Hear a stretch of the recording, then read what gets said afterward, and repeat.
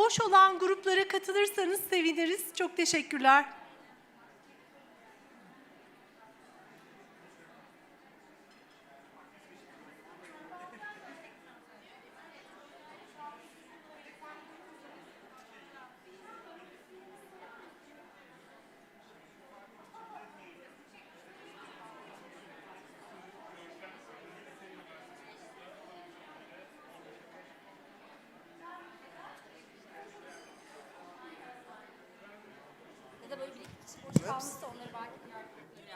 Try that again.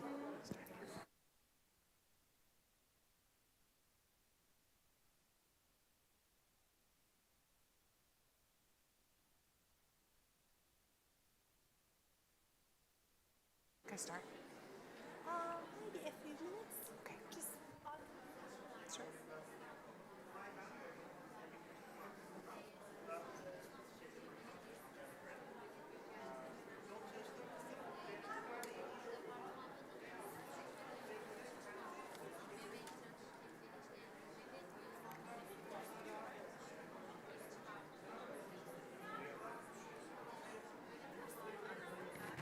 Okay, sure.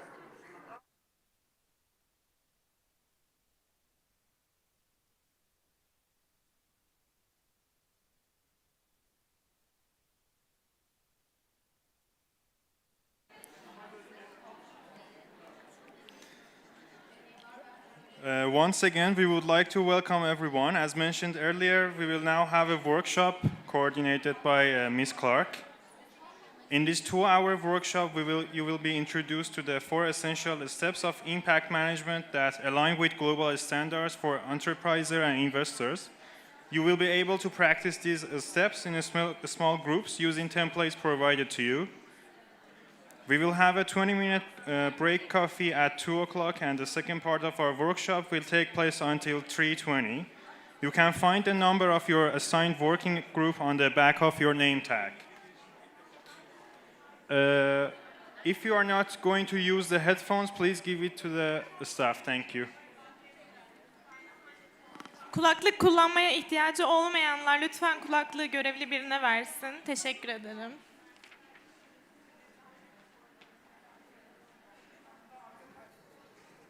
Thank you and welcome everyone to our workshop. Come take a seat and we're going to get started. Thank you.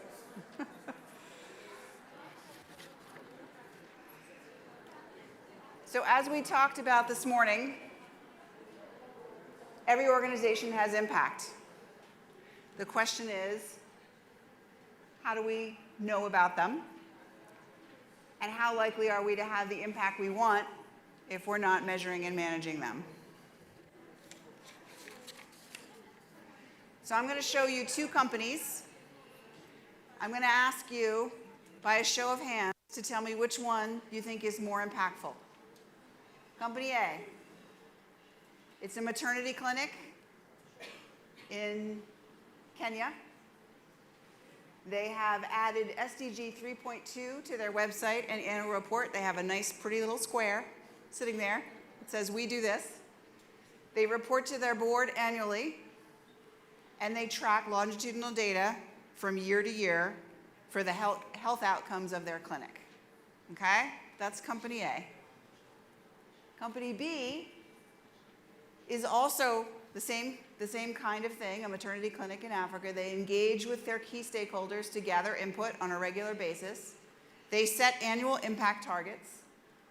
They have systems to regularly collect data on those targets. They use that data to take new actions. They reward their staff who are responsible for the impact outcomes that they're achieving, and they share their impact learnings across the organization. So let's say your impact investor, your impact fund C, and your investors have said, "I need you to invest in this SDG." And you're looking at these 2 companies, which are similar. Which one do you think has more impact? Which one should you look at? How many people think Company A? How many people think Company B? How many people think either one is fine? All right, we have one for that. So it's a little bit of a trick question, obviously. What we see is that company B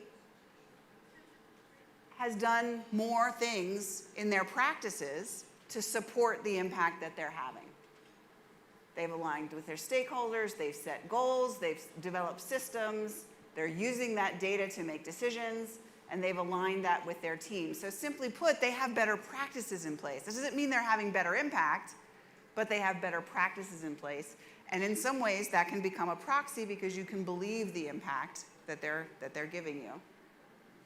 So in a sense, both of these companies might be equally impactful. Company B is farther along in terms of setting up their own impact measurement and management systems, right? And so I wanted to make sure that we understand impact measurement and management systems are not the same as the impact they're having, but it could give us much more confidence about the impact that they're reporting to us. We can also ask about Impact Fund C because it also may need to change its practices to be a successful impact fund. Is it setting its own goals and targets? Is it engaging with the most important stakeholders around impact outcomes? Those stakeholders might not be the fund stakeholders, that might be the stakeholders of its enterprises. Do they have processes in place to use data to make better decisions over time? Are they rolling up data across their portfolio and reporting on it in ways that make sense? Are they sharing the outcomes of the work to build confidence in the impact? So this is what is going on in the impact enterprise and impact investing space, is how do we adopt these practices in ways that help us have more impact, have more confidence about that impact, and be able to communicate it with different stakeholders.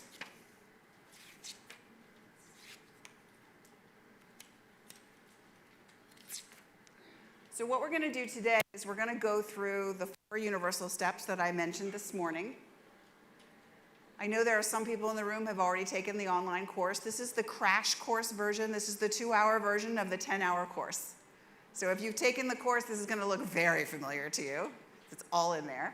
And if you haven't, I'm hoping that this is a taste that will whet your appetite to go in and learn some more. So we have the 4 steps: set strategy, integrate, optimize, and reinforce. We're going to go through each one. And at certain points, I'm going to stop and ask you guys to discuss some things and do some things in your group. And my goal is that by the end of this 2 hours, you are familiar with the 4 steps. You've learned some of the nomenclature that has become common in the field. You have a little bit of experience in applying those 4 steps to your own work. And maybe you've learned some things from the other people in your group. Those are the goals for today. Are there any questions before we dive in? Great. The other thing I wanted to give you as backdrop, the course actually talks about the steps through the lens of roles. And the 4 roles, the 2 roles that we have in the course are I'm managing an enterprise or I'm managing an investment vehicle. And within that, we have more roles. We have Akil, who is managing a venture capital fund in India. We have Paula, who is managing a Canadian pension fund. Paula is an investor in Akil, right? So the capital starts with Paula. She invests in funds like Akil's. Akil then chooses what enterprises to invest in. And in this case, we have 2. We have Miguel and we have Grace. Grace is the CEO of the maternity health clinic, and that's the example that we're going to pull through today. I'm only going to do one because we're so limited in time. But I wanted to give you this view that we can look at the processes of going through these steps from different points of view in the ecosystem. So let me just give you a little bit more detail about Grace. She is CEO of a small chain of maternity clinics for low and middle income patients in, I had put South Africa, that's why it says South Africa there, I forgot which country it was. Her business strategy includes contributing positively to the SDGs, retaining to maternal and infant health. She wants her clinic to be known both for meeting the needs of her patients and improving health outcomes in her community. She's also aware that her clinics may generate negative impacts. She wants to manage both her positive and negative impacts in ways that respect the priorities of her stakeholders, including her patients, employees, and investors. So keep that in mind as we go through this. So let's start with the first step, setting strategy. Setting strategy is about how do you understand the material issues that are most relevant to your stakeholders, and then define your target outcomes, in this case SDG outcomes, although it can be any outcomes, in ways that align with your overall business or investment objectives.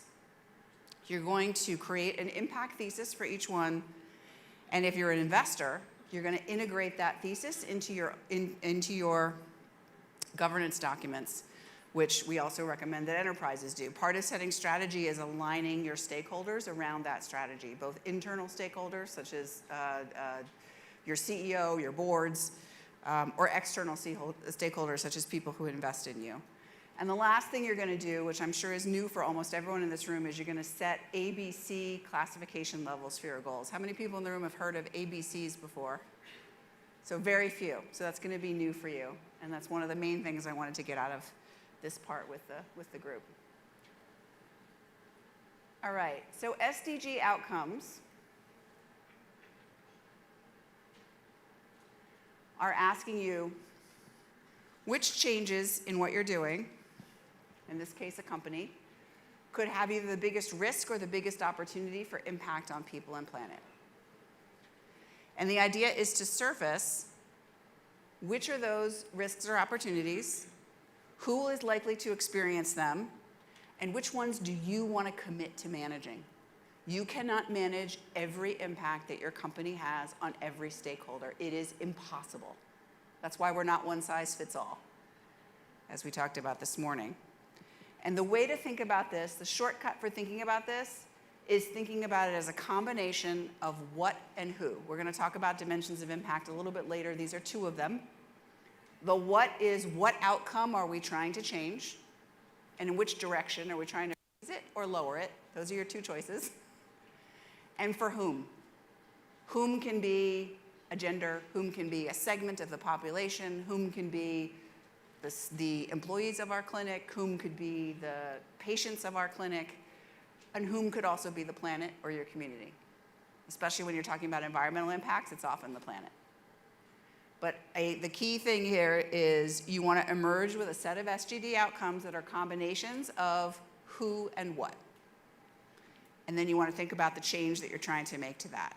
So how do you do that? You can do that from two different perspectives. I'm going to give you two, maybe three, I think two. The first is to think about, well, we have a list of goals already. Let's look through those and think about which ones apply to us. You know, Grace is going to pull down SDG 3, which says by 2030, the goal is to end preventable deaths of newborns and children under 5, with all countries aiming to reduce neonatal mortality to at least as low as 12 per 1,000 live births. So we already have a very specific target, right, that her enterprise is definitely trying to address.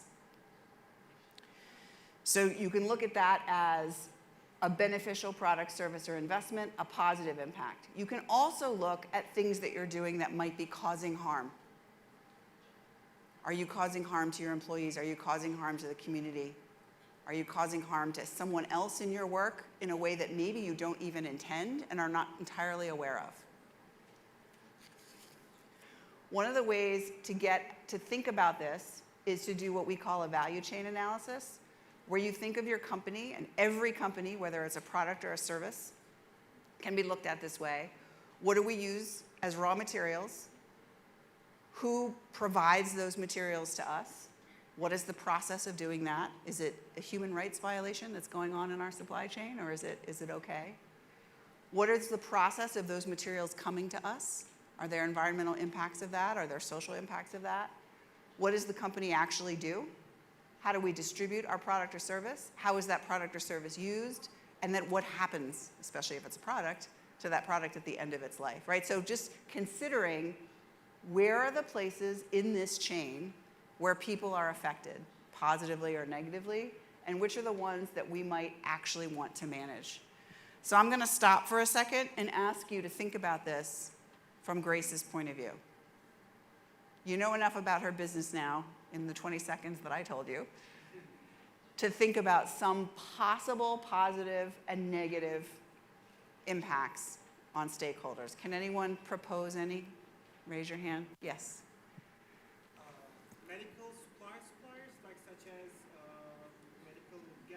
gauzes to use for birds or any maybe.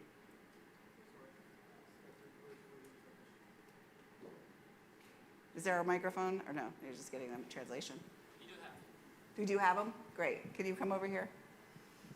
It's hard to get through these circles.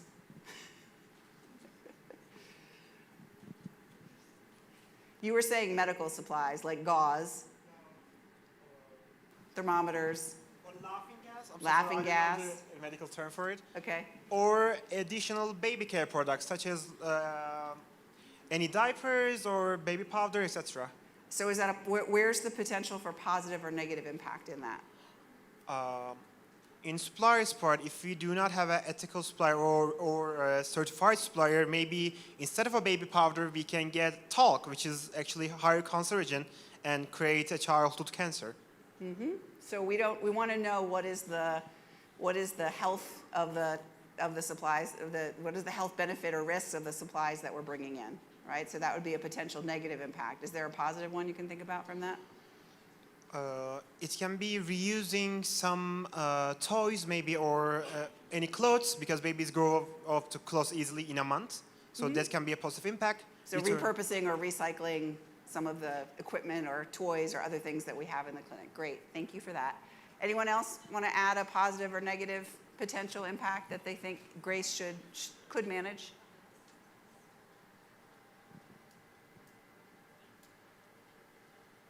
I'd love to get one more.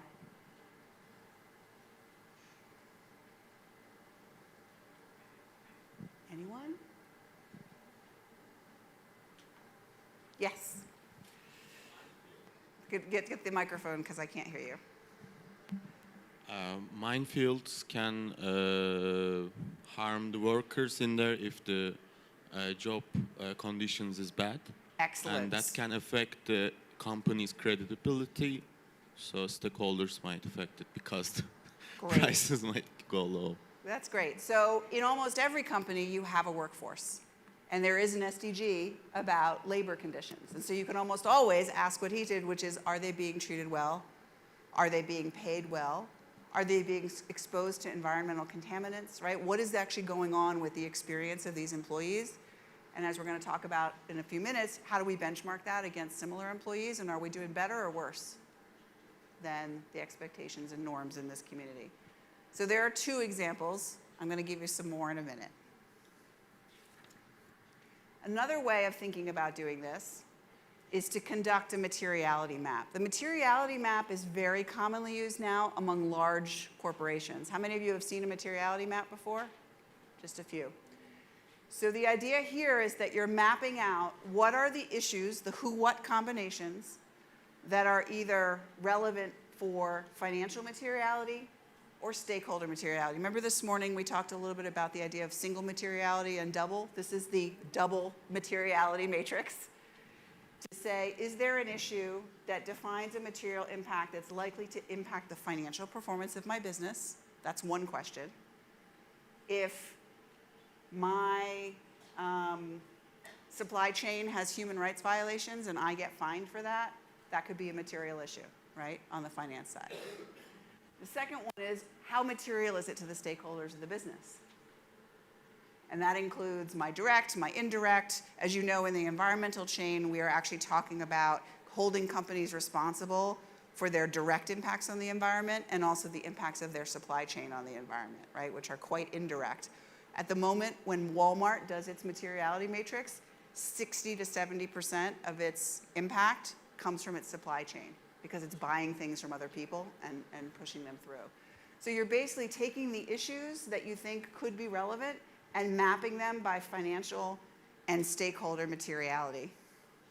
Where do you think materiality maps usually end up looking like? Any guesses of what the pattern you're going to see on most of these is? Financial mostly is what they start with. Were you going to raise your hand? No, I thought. Did you? Someone? I thought I saw movement in this direction. Yeah. You want to answer? Yeah, exactly. So a lot of people end up with a line that kind of goes up like this. They're assuming that the financial and social are going to be somewhat equal. It's actually what they like to do, but that's not actually true. What you find out is there are issues that matter to stakeholders that cost you money, and there are issues that earn you a lot of money that hurt stakeholders. And so this allows you to start to sort by those and say, where do we want to spend most of our time? And there might be some things that cost us money that the stakeholders are on fire and we need to address first. So a materiality matrix doesn't tell you what to do, but it allows you to select from a set of issues. I mapped a few for Grace on here, I think. Maybe on one of these, there we go. The map has disappeared, but you can see the things. So she's got her maternal health outcomes, which are both extremely relevant.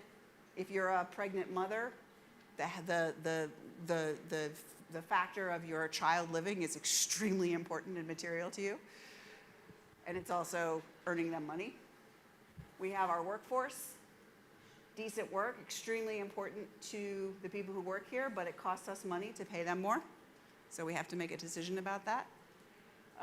And then I have responsible consumption and production, which is a little bit about what you were talking about at the beginning, which is how do we get and dispose of materials. The community really cares if we put polluted material out of our clinics into the trash, and it affects the water. But we're not going to earn a lot of money from doing that. In fact, it might cost us some money to dispose of our materials well. Do you guys see the differences there? So you're allowing yourself to start to value and make decisions about the priorities for your firm based on stakeholder impacts and financial impacts. If you don't do a materiality matrix, what most companies do is they stick to financial materiality and they miss risks. They miss things that stakeholders can get very upset about.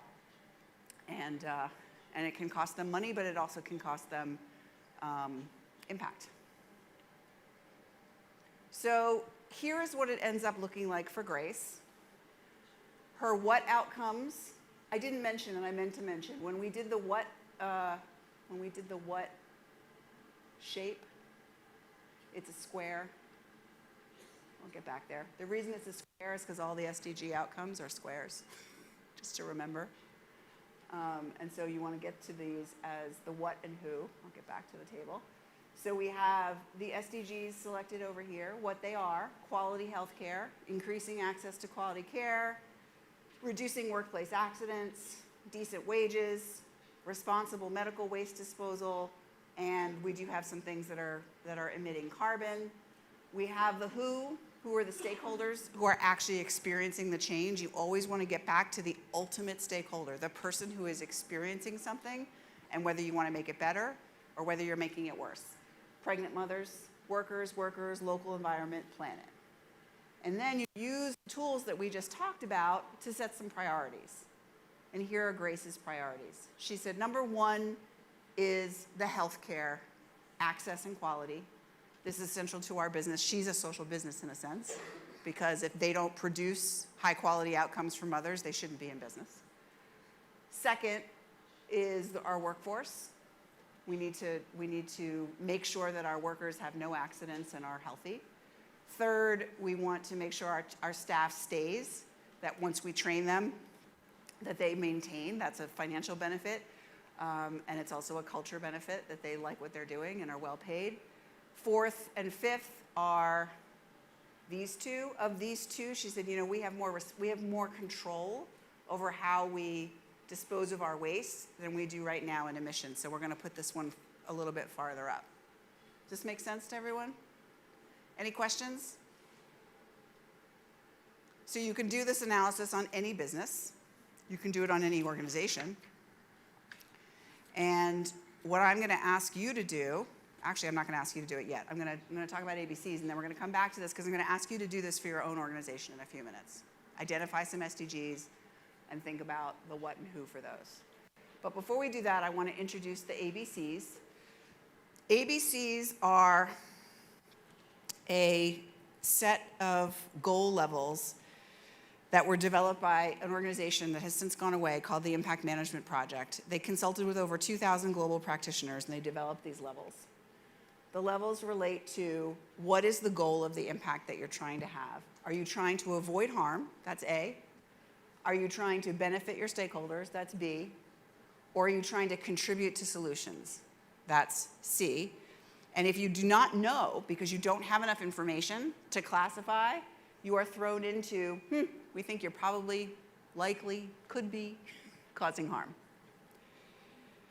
So for investors who are wanting to convey that their investments are contributing to SDGs, they are often looking at it at ABCs as an important label.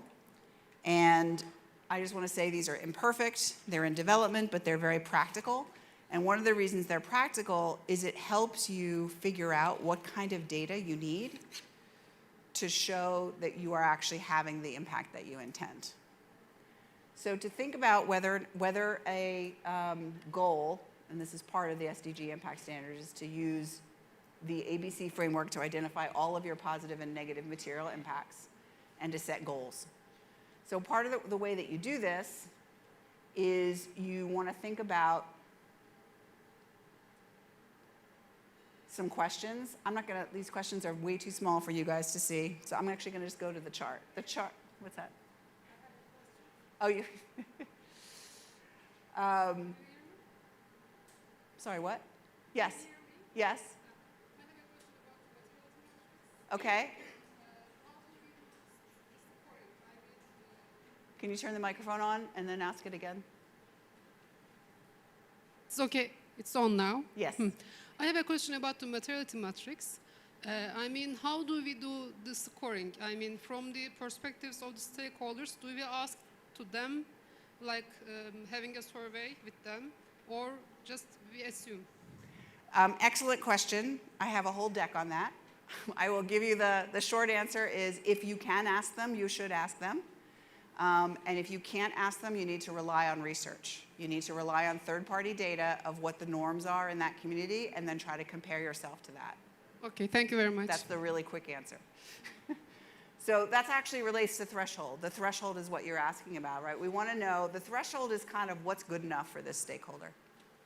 In terms of a pregnant woman, what's good enough in terms of her baby surviving? The threshold is really clear, right? We want that baby to survive. In terms of other things, there may be, what's a living wage? There may be different things. And then you're going to say, where is this outcome currently?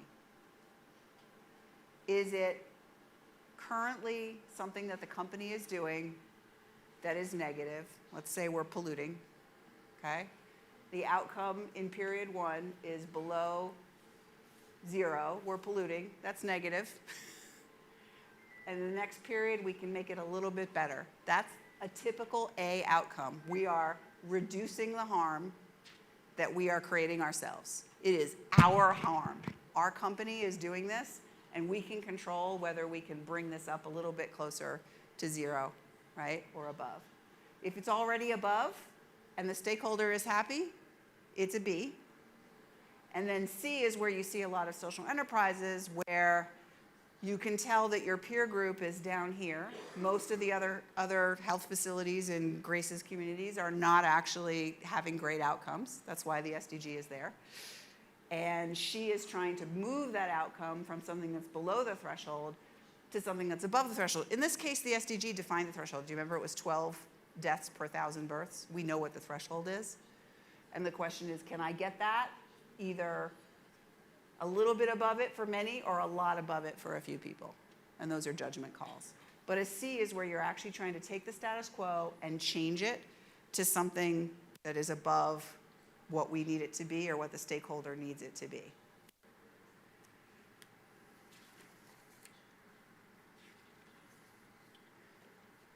So, this is a really high bar for a C-level investment. And so what this has allowed people to do is to differentiate. Most of the time, people are differentiating between A and C because B, we don't actually pay that much attention to, kind of naturally. Is this a harm that the company is producing itself? Is this a harm that the company is trying to dramatically shift in a positive way for an underserved population? Those are the two questions. And the SDG impact standards are completely clear. My students always say, so a C is kind of what you want. I'm like, no.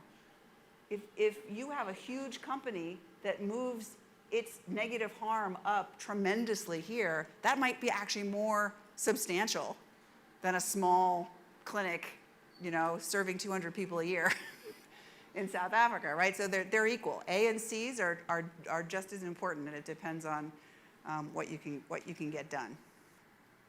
You can also use this from an investment point of view, and so here is Akil's portfolio. He's a private equity fund, a VC fund. They're investing in climate change, health, financial inclusion, and education. They went through all of these and said, what do we want our goals to be of our fund?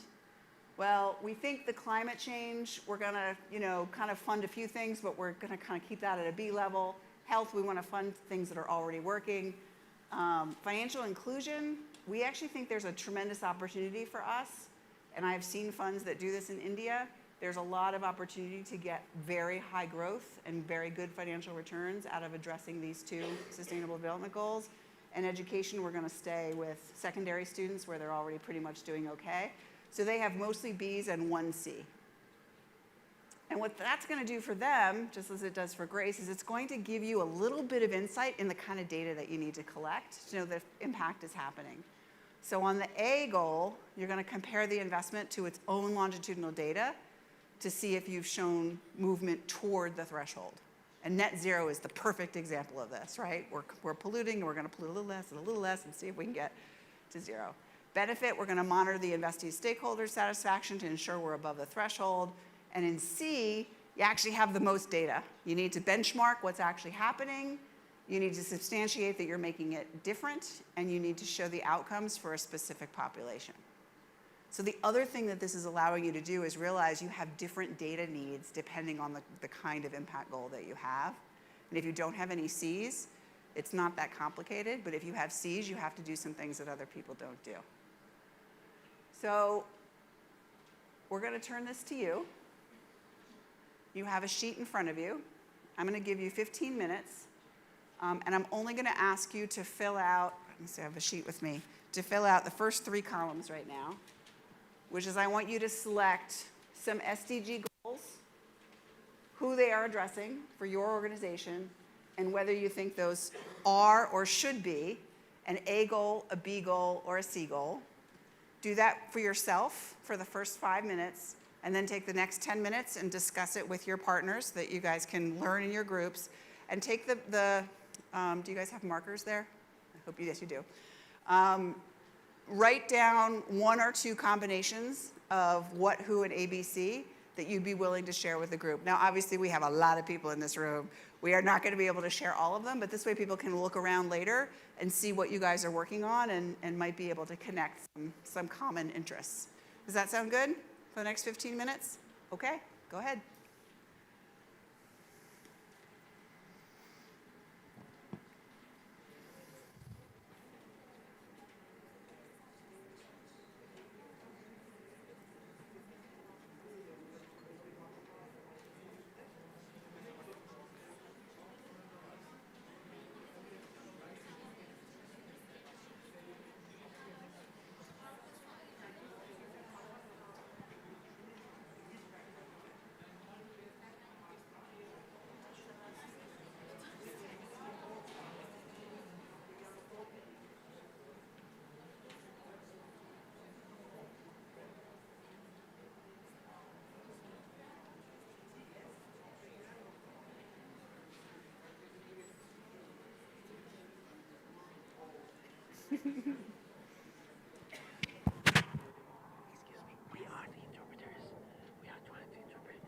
Can you just keep the pace a little bit down? Yes, I can. Please. I didn't realize. Because we don't want to miss anything, because bet. we're listening to you with all ears. Okay.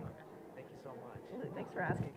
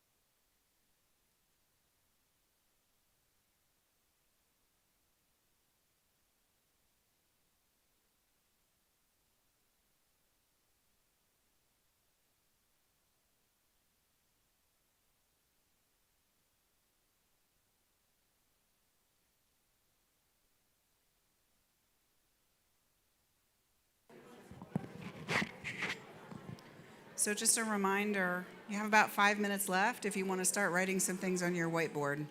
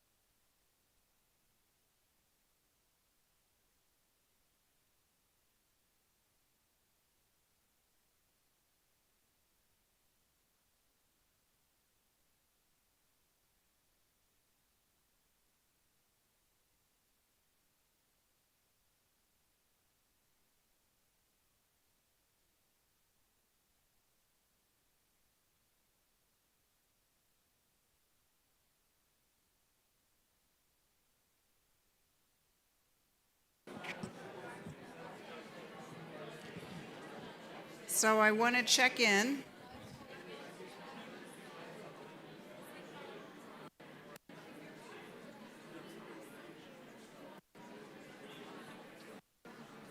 How is this going? Good? Okay. Are we ready to do some sharing out?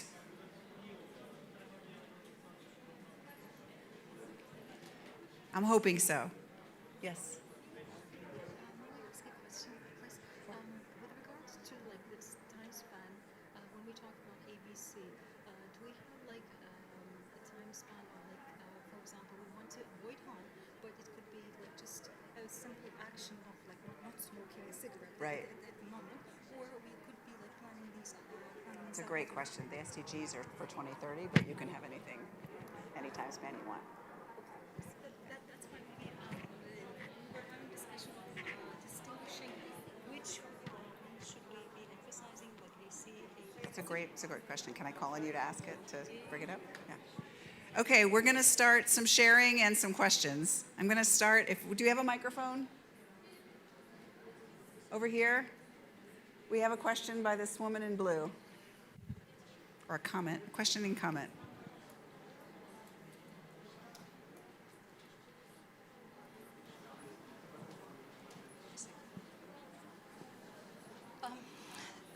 Thank you so much for this session. Our question was, we were trying to deliberate on the A, B, C factors altogether, and within that, we were discussing the timeline, the time frame from these actions. So what do we prioritize according to the time frame that we have? Maybe for short-term instances, we might prioritize A, but for maybe long-term instances, it could be C or vice versa. How would we want to act in this regard? Thank you. Yeah, so it's a great question. I wanted her to repeat it for the room. How did you guys interpret time frame? Did anyone think about that? The finish line? So you said if we were perfect, if we got there, here's what it would be. Right, okay. What I said to her when she asked me is I said, well, the SDGs are defined as something you can achieve by 2030, but obviously within an organization, you're probably going to start to set annual goals around the things that you care about, or maybe quarterly goals, right? And so it can become time-bound eventually, but I didn't specify a time for this one. So who would like to share some what, who, ABC combinations for us? I see one whiteboard that has things on it that I can't read from here. Would you like to go first? And then I'm going to ask this team since you put it up. Yeah, go ahead. Microphone, please. Thank you. We didn't have the time to chat a lot, but we were able to chat like buddies, 2 person at a time. So I'm gonna give one of her ideas. She works in municipality of Çankaya. She works in municipality of Çankaya, and actually they had a great project about helping university students.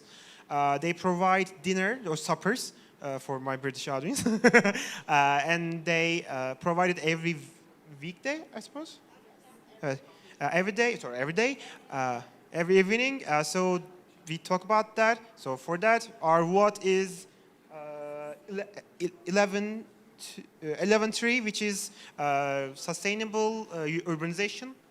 I'm just going to report it like that. And the third target, which is helping people. What was that? Sorry, I'm just going to take some notes. Can you guys hear?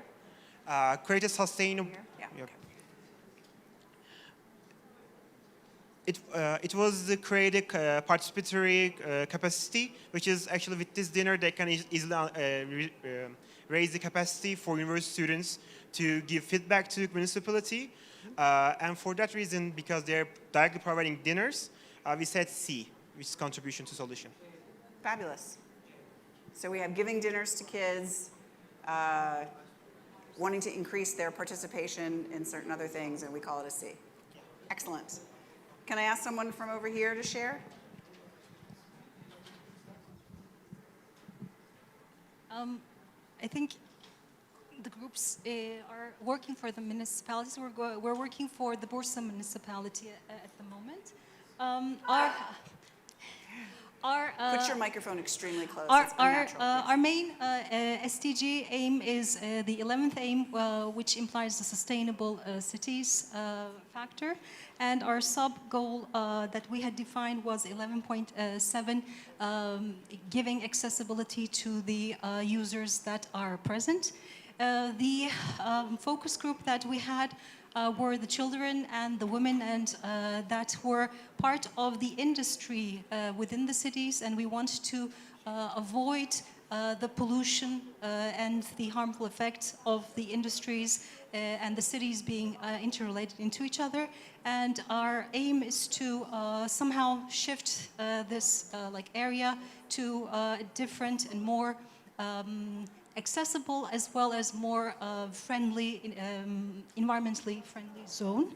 That this is why we were discussing what should we do first, and that this was our concern altogether. So we were having rich discussions, and then we had a break, and this is what we have so far. Thank you so much. So did you decide whether that was an A, B, or C goal? Did you have that discussion? I think it would be yes. Yeah, B and A. Yeah. Great. Wonderful. Is there anyone from the left, this side of the room, who would like to share?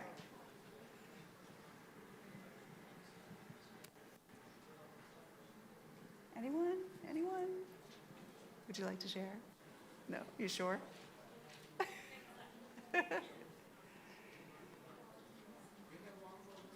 You have a volunteer I can't see. There you go. Go ahead. Hello, is this on? It is.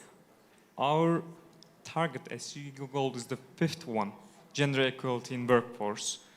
The way this primarily affects women in developed or developing countries, and the way we are trying to, the causes of this is mainly economical or societal preferences. Sometimes it is not profitable to employ women compared to men, because sometimes men are the cheaper workforce, or sometimes the employer doesn't want to employ women because of cultural or religious reasons. The way we can solve this issue is, in the economical part, government can give regulations and incentives to employ more women or minorities, and in the social part, we can accomplish this by social change or PR and basically social programs. So what is the what, who, and ABC that you wrote down for that? Oh, what is, like I said, social inequality in workforce. Who this affects is mainly women in developing or underdeveloped countries like in Africa or Asia. And ABCs, I think this is A category. Reducing harm from the inequality that currently exists. Yes, because in countries like, I don't know, China or India, there are women who cannot join the workforce because of societal reasons or economical reasons, and because of this, they cannot educate themselves and educate their daughters, and the cycle continues on. This is an A problem. So who is the organization that you did this for? I am sorry? Whose perspective did you decide these set of actions was coming from? Was it for your own organization? Was it? I made up a theoretical organization in Bangladesh, a sweatshop place. Got it. Okay, great. Thank you. So how many of you found this easy to do? No one? How many of you found this impossible to do? No one? So we're in the middle. What was hard about it for you? What made this challenging? I thought a lot of you were opening up your laptops to look up the SDGs. So first you were like, whoa, wait, what? We have to choose from 17? Oh, there's more than that, right? So there's a little bit of that going on maybe? No. Still not on. Can we turn this? Yeah, okay. Is it on? Actually, the difficult part is deciding who is the stakeholder actually, because when I'm doing for my NGO, we have programs like the target group, the focus group is university students, but we are always working with public sector, private sector, other entrepreneurs, and etc. So it's really easy to decide when we are like talking about the university students because we give them like training and etc. But in like when we come part to the public sector actually, right. so we The don't. constituents are yeah, huge. I realize we don't Right. have any SDG target for public sector. So. Got it. Yeah. And It's university actually- students are pretty easy to get to and ask. Yes. While the major population and all of its different people. in Yeah, it and is- also for the yeah. private sector because like Absolutely. it's like our SDG target is SDG 8, and when we are talking about the private sector, it's really difficult to find the specific targets for the private So sector. her challenge was getting to the stakeholder that matters for the thing that you're actually doing, which totally makes sense. Other challenges that people had in doing this? Yeah. I'm going to lend you my microphone. Thank you, Professor. For me, actually, I'm a social entrepreneur, so I usually just say SDG 8, SDG 8. I never look through the targets one by one, like directly if it's not asked by someone. So it was a little challenging to choose which targets under a goal that I was going to root for. Well, I'm glad you did. I'm glad you looked through them. This is one of the big things that we find companies aren't doing is looking beyond, right, the tile. And you realize that the SDGs are very specific. It's not about education for everyone. It's about education for people who are not accessing education, right? So they're actually very narrow and very focused in some cases. Any other challenges? How about ABC? Was ABC tough? New concept for you. Yeah, in the back. Can we get her a microphone, please?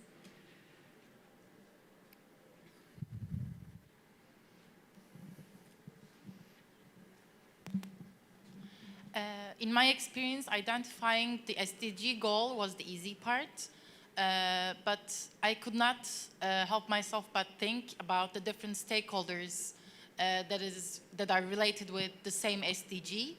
And what I realized during this exercise is that they have different levels of impact.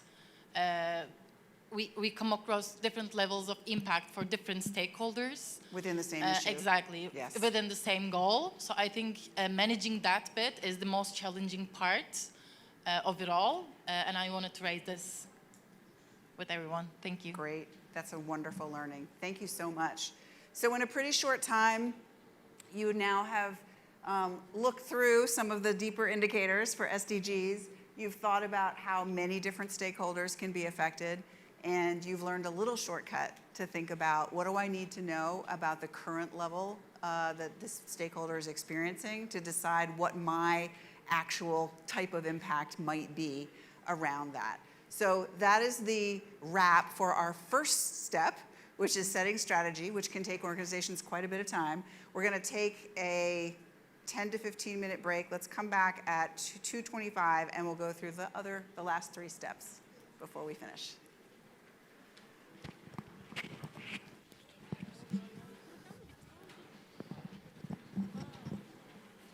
So we're going to move on to the second step, which is integrating. Integrating is how do you put into place the resources, tools, and processes to allow you to actually measure and manage your impact.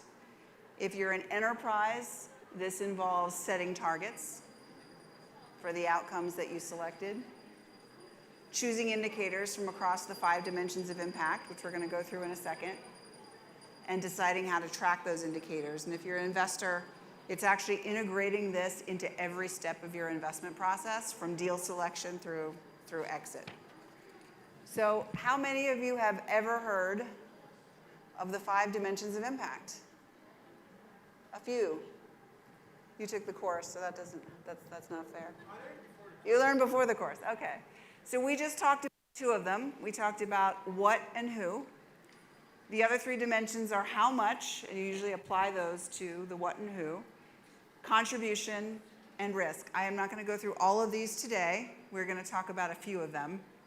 The important thing to remember is that you're basically using your how much to measure, are we reaching the right people, and are they experiencing the right outcome? And the other important thing to know about how much is there's basically two kinds of how much metrics: depth and breadth. Breadth is the one that people usually measure first, which is how many people, how many institutions, how many tons of carbon, right? Those sorts of things that businesses usually measure.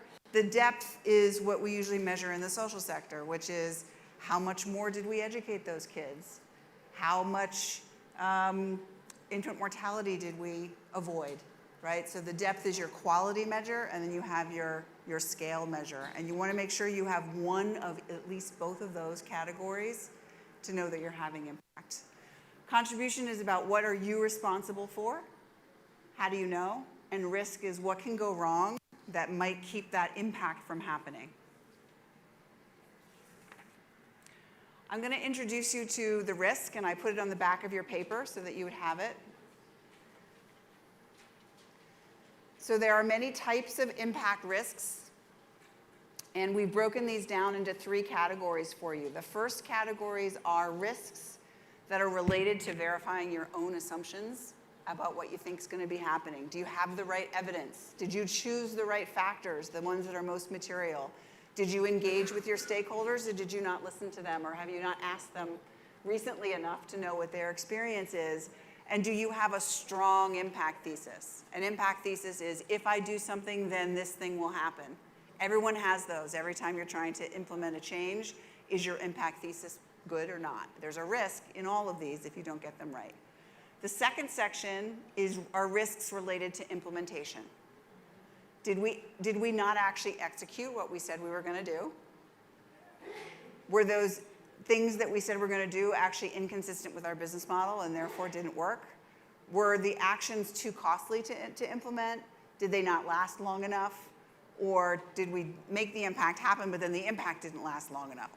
Another list of things that can go wrong in terms of the impact occurring. But those are under management's control, and you can tinker and change the way that you're measuring to try to figure out what happened. The last two are the most frustrating. These are risks related to the relevance of your actions compared to other factors that are beyond your control. External risks, such as a pandemic, wreaked havoc with many, many, many enterprises, as you can imagine.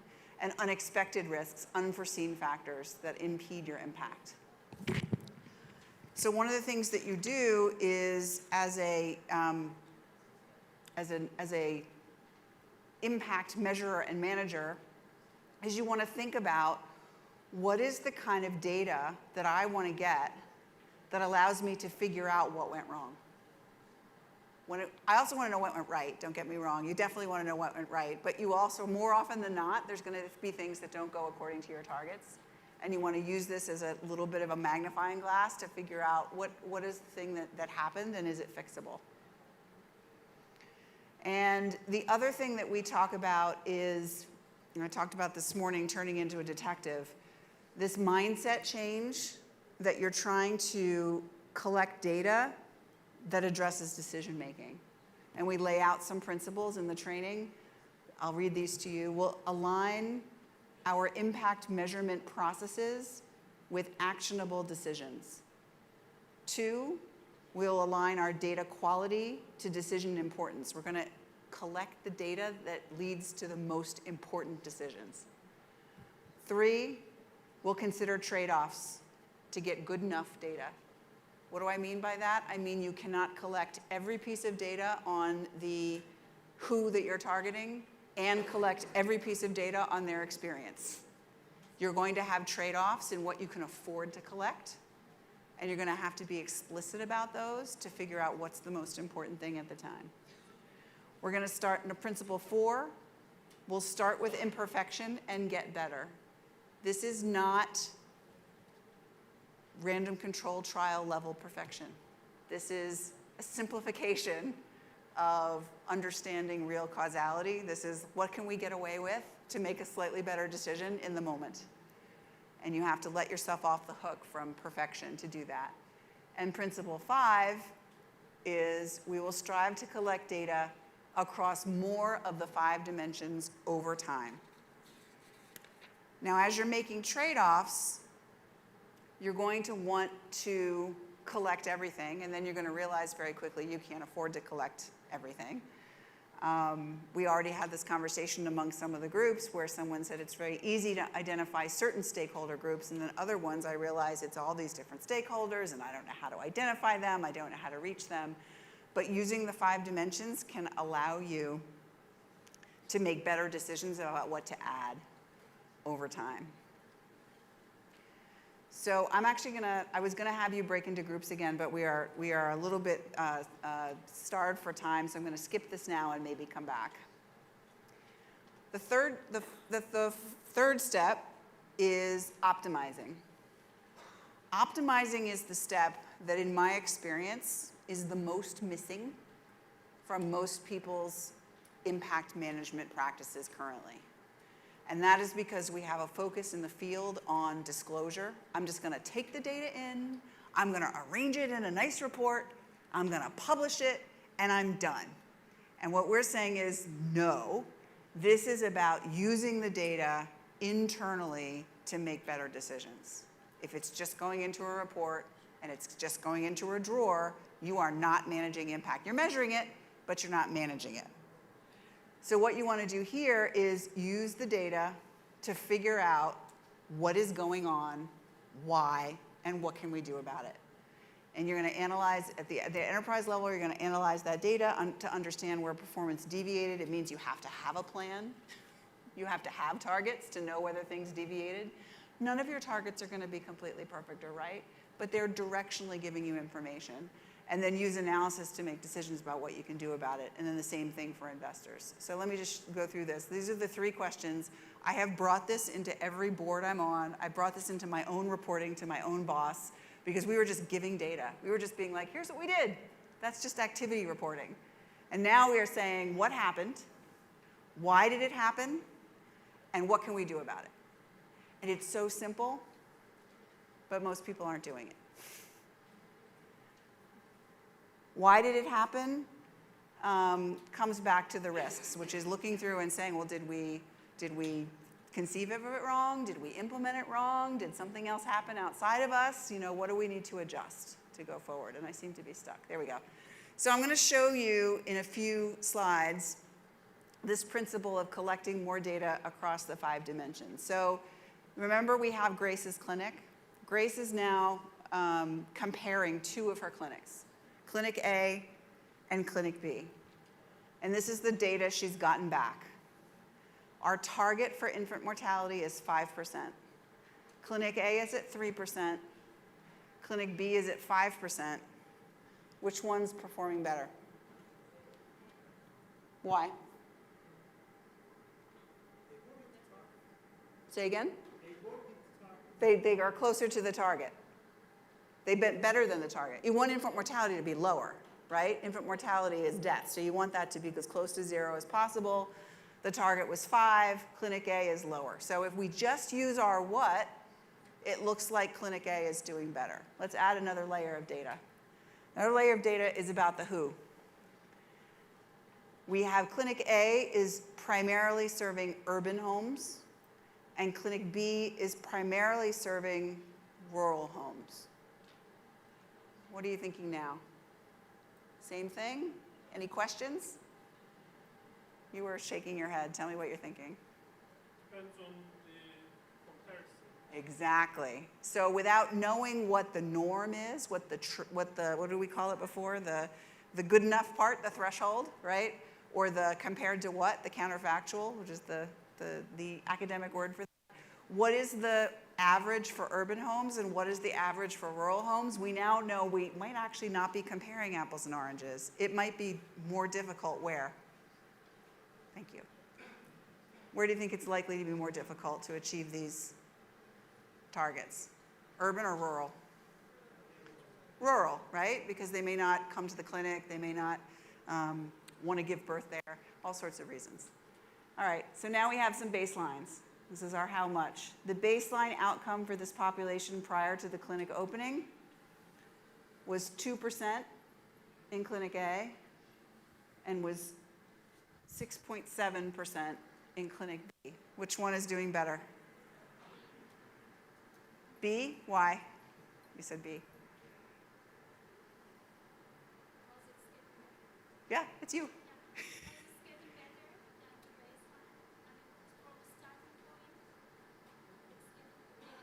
Yes. Yes, the starting point was 6.7, and now they're down to 5, which is better. This one, the starting point was 2, and they're up to 3. It's worse. It's worse. So do you see that the more levels and dimensions of data you have, the more likely it is you're going to be able to interpret the context of the data you have. So this is really important to think about when you are setting up your data structures. Do I have the best what metric? Do I have the best set of who metrics? Are they demographics? Are they other things? And what is the baseline for the population before I even set my target? Notice there's no targets on here. This is just compared to what happened before we got there. And that's already enough, but you could imagine, what if the target we set was, well, this one you're not going to hit the target. What if the target we set was 4, right? Was 4%. Then you would say, well, we didn't quite get to the target, but we still made improvement, right? So it's going to give you a context for analyzing how well you got to things. Any questions on that? I want to make sure you kind of take that in. Does that make sense? Yeah? Okay, and the last step is reinforcing. Reinforcing your impact. Get there.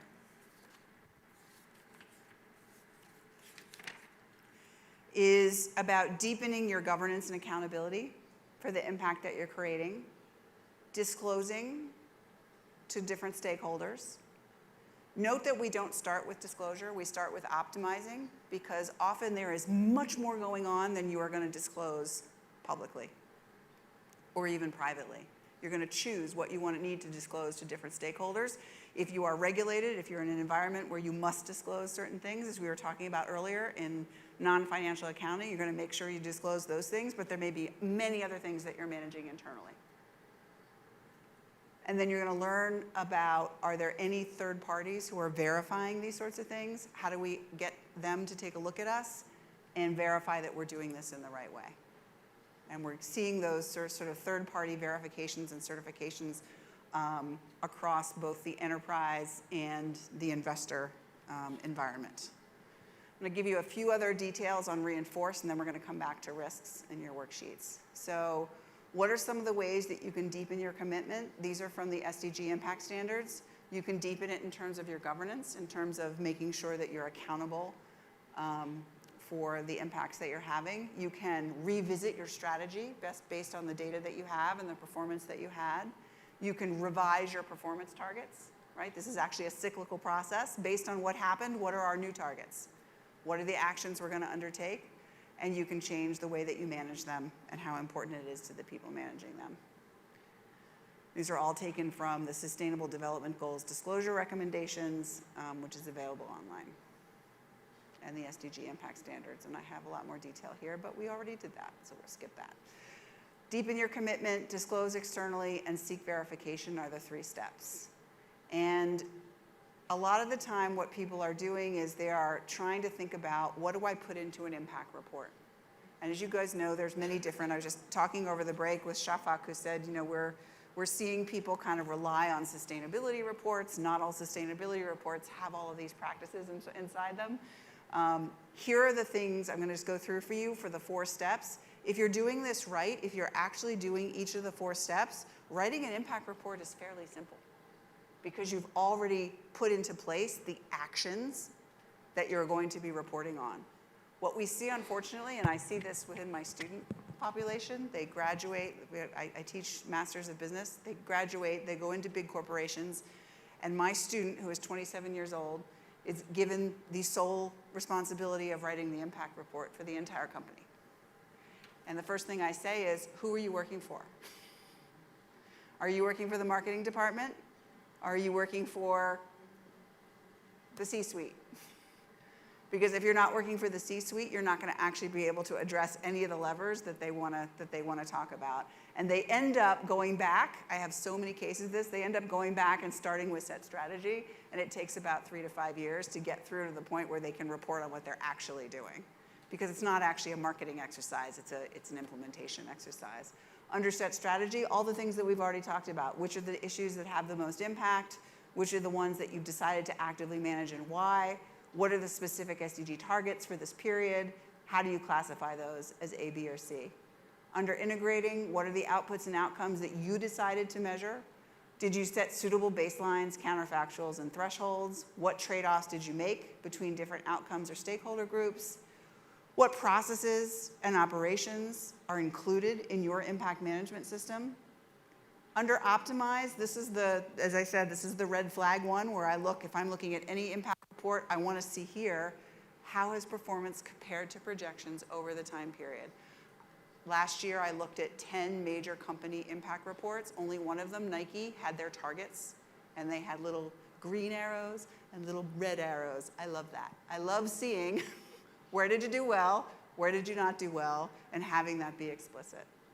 Did you compare performance against baselines and thresholds? What explanations are there for your performance deviations? What went wrong? If it's a public report by Nike and they have a little red arrow on it, you can be very well sure they've explained why. Right? That's a good thing. What actions did you decide to take to improve performance? What risks remain? And how will you recalibrate your goals based on what you've learned? And then the reinforce we've already talked about. The SDG impact standards ask that you comply with the Sustainable Development Goal disclosure recommendations that we talked about, that you implement reporting mechanisms to meet the needs of the stakeholders, that you make public your policies concerning human rights. And I can't get to the next one. Don't know why. There we go. And you comply with relevant laws and regulations around disclosures. So I'm actually going to stop there, and I want to go back to risks before we finish up. And I want to, let's see, go back to risks where we were, because we do have a little time.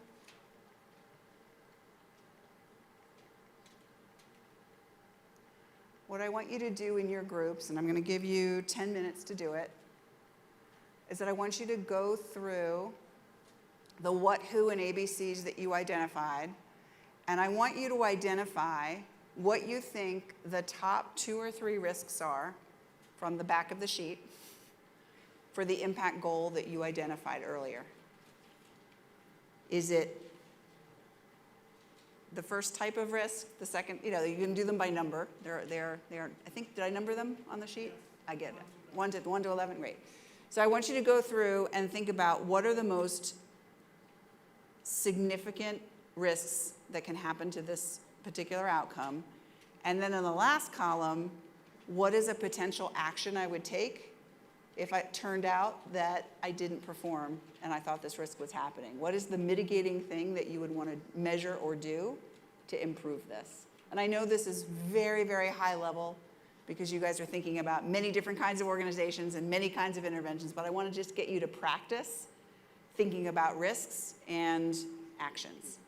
So I'm going to give you 10 minutes to do that, and then we'll share some highlights together.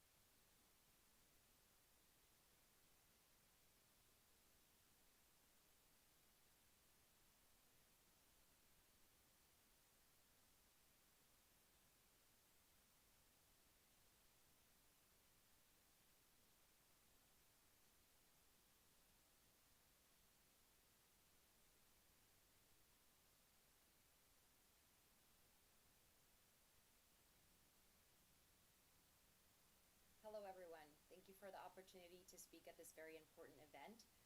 My name is Andrea Serra, and I'm the Chief Market Development Officer at the International Foundation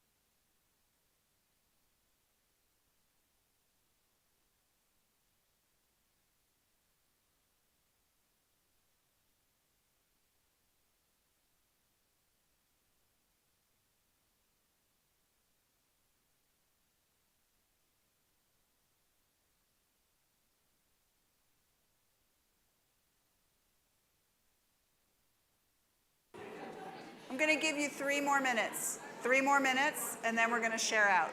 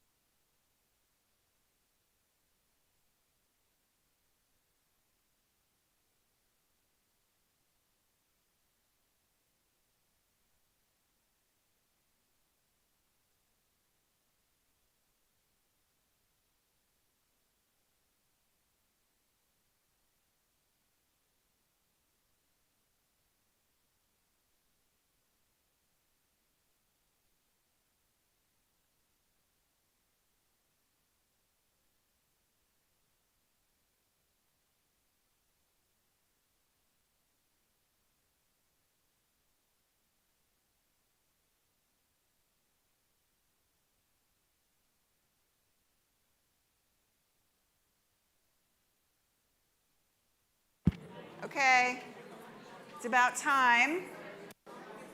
You guys look very engaged in your conversations, which is wonderful to see. Is there anyone who would like to share how they thought about impact risk for their SDG and what they thought about in terms of mitigating that risk? Yes. Are you a volunteer, or is he volunteering you? Would you like to go? Can we have a microphone, please? And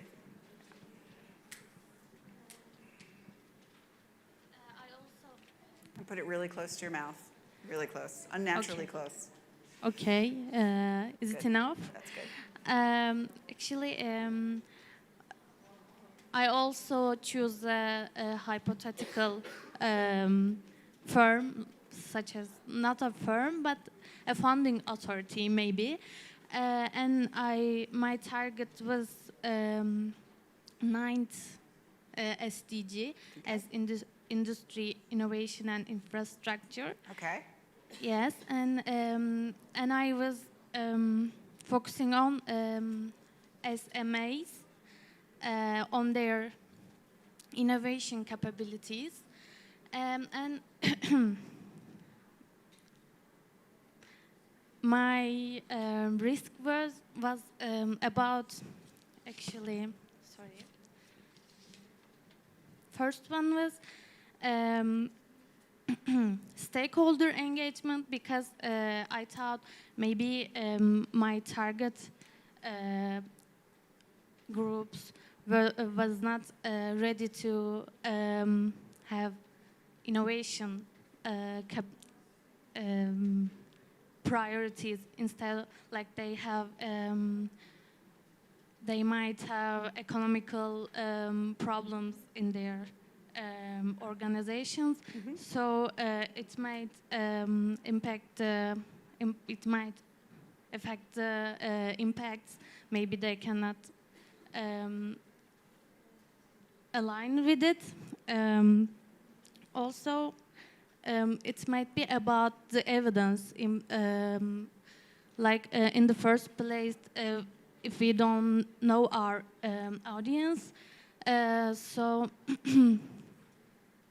also the cultural or economical reasons or their statement, like their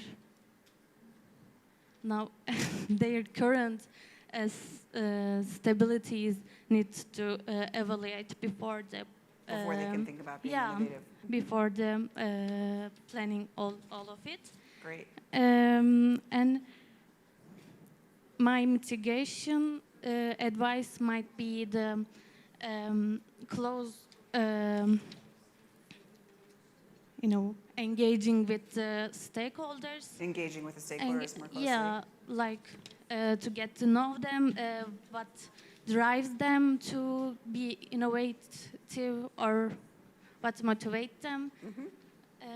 Yeah. That's great. So can I recapture that and tell me whether I caught it? Because I'm not sure everyone could hear it. I want to make sure. You are working with small to medium-sized enterprises around innovative practices. Yeah. That's SDG 8 or 9? 9. 9. And what you were saying is you think some of the biggest risks are stakeholder risk and evidence risk, and your mitigation would be to listen to them and talk to them about what they are going through in their organizations to be sure they're ready to add innovation on or to use innovation as a way to solve their current stability or financial problems. Is that right? Yes, that's right. Thank you. Fabulous. Well done. Anyone else? Yeah, again.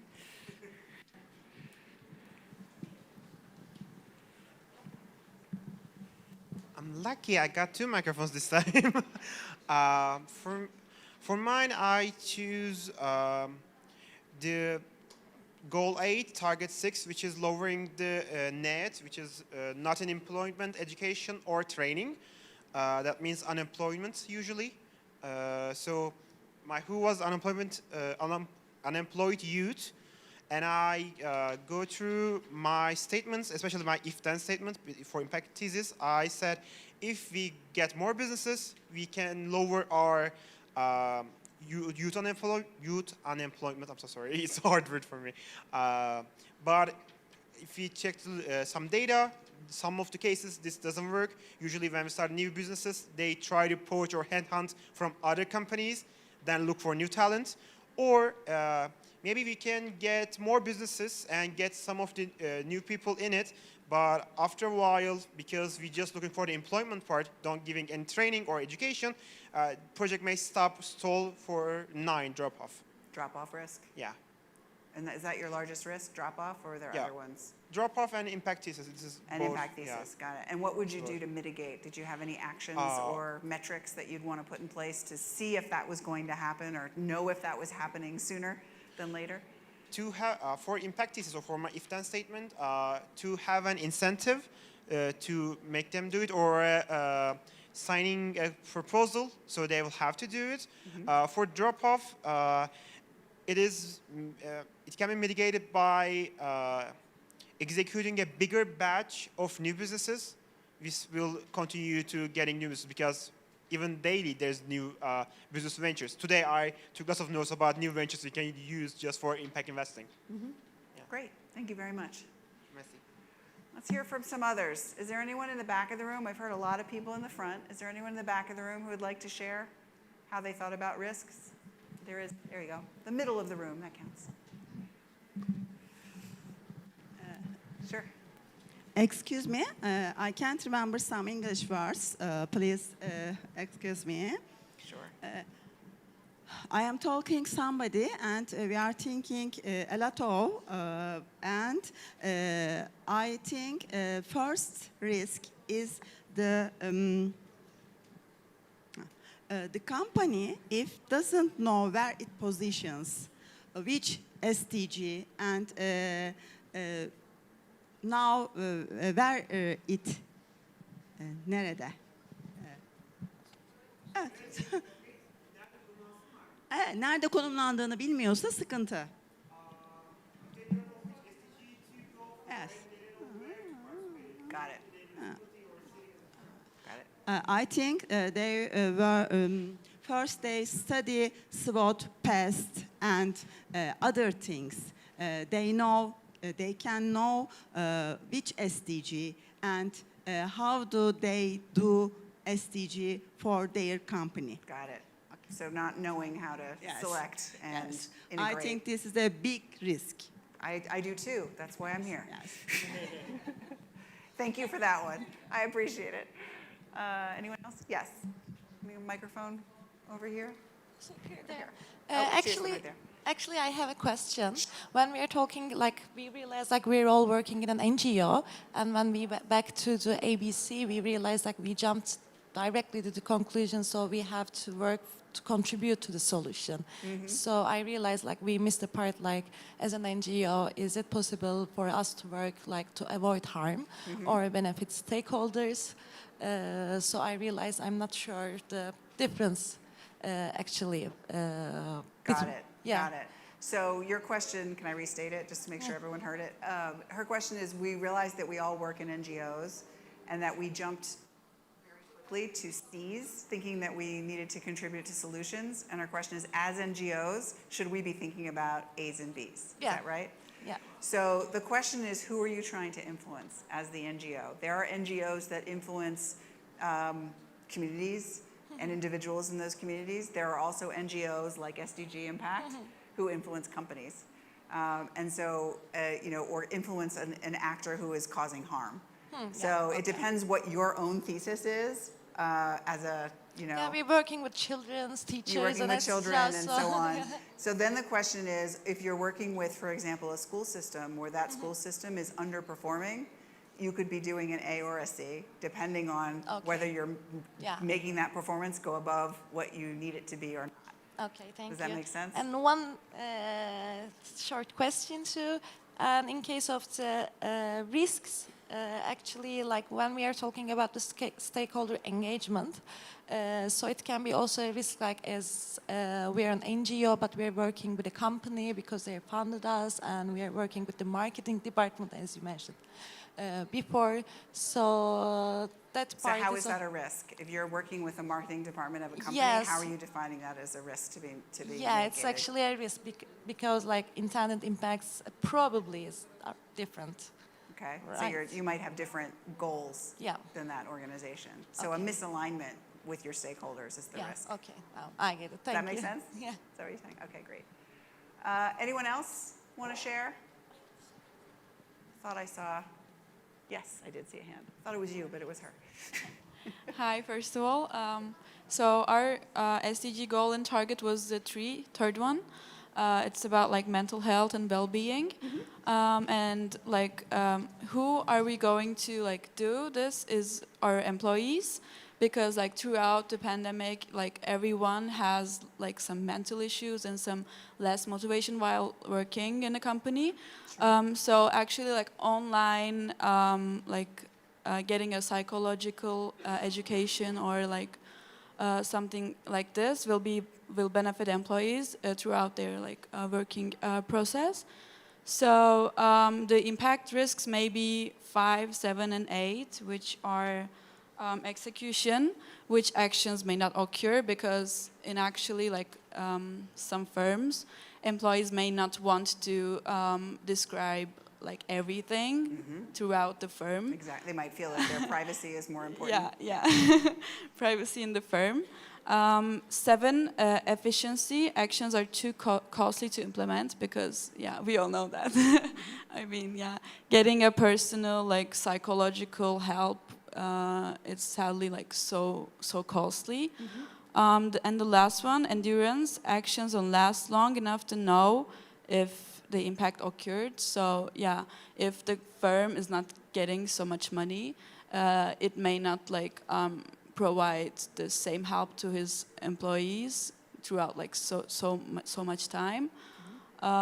So yeah, these are. And how would you mitigate those risks? What kind of data would you want to collect or actions would you want to take? We thought maybe we can make some surveys about the help, like how's it going, or like did you feel any change throughout the process? And we may like collect these datas. And then, And then see what they tell you Yeah. and react to it? Yeah. That's great. So I love the idea of you know, if you're working with a company and you're trying to improve the mental health of those employees, Yeah. making sure that you're doing interim touch Yeah. points with the stakeholders who are actually getting those services. I think there's a tendency to be like, oh, we gave it to them, we're done. Yeah, for and sure. so that's a fabulous, For that's a sure. fabulous way of thinking about it. Thank you. Thank you. for sharing Thank it. you. Anyone else like to share? Such great examples across different fields. Anyone? Anyone? We can share if. I heard a we. Okay, there we go.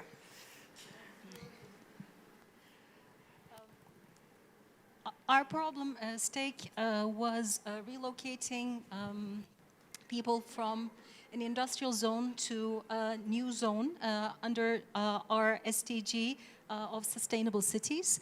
What we tried to do as a group is try to look at three different, try to find a solution to the three different categories. So we have three different examples that we wanted to demonstrate. The first of which that we thought was important is stakeholder engagement, because our main risk here is the resistance of the people from moving from one location to the other location. Sure. And to mitigate this, we had proposed to make on-site surveys and interviews with the participants to understand their fears, resistance, and try to change the mindset with regard to the move or the change that they are fearing at the moment. So that would be one case that we have.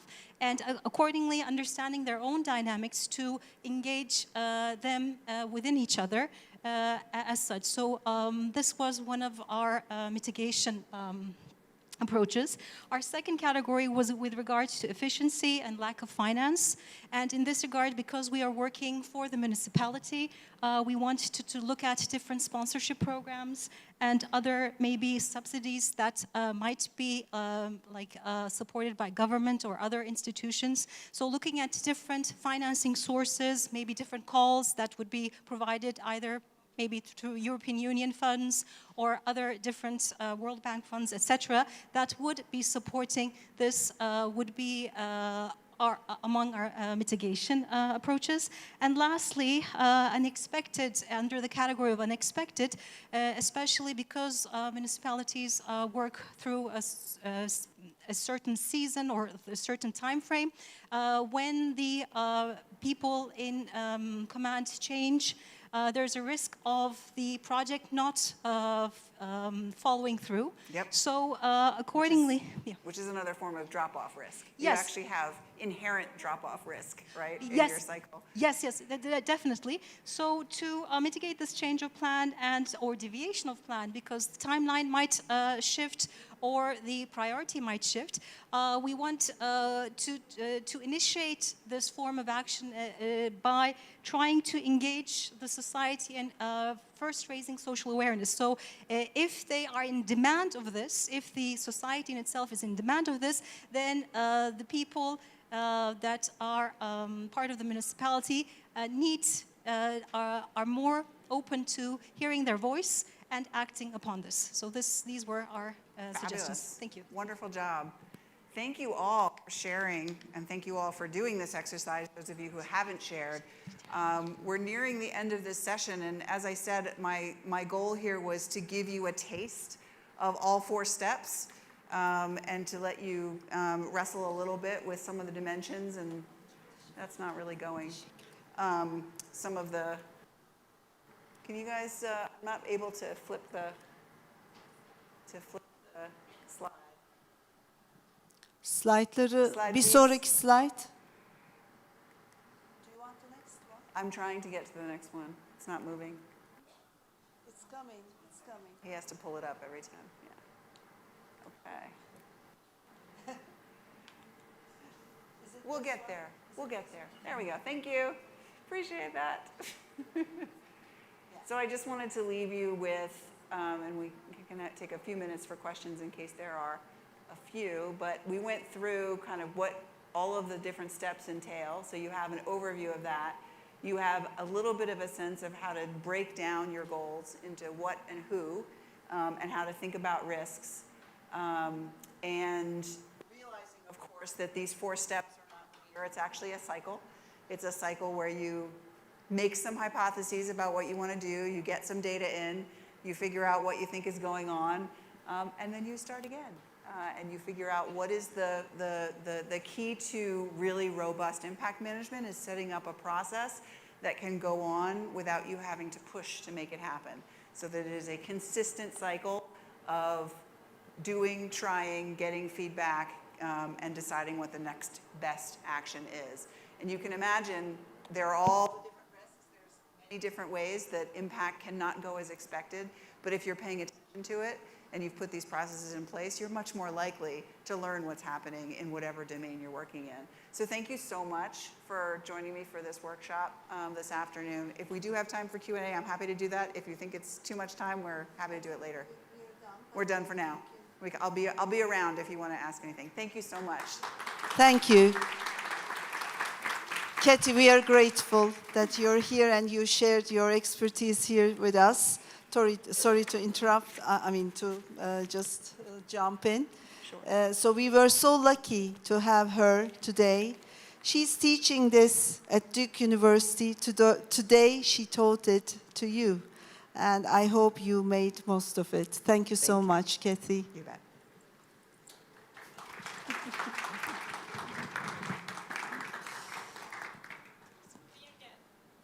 Dear guests, the workshop session is over. Now we have 30 minutes break.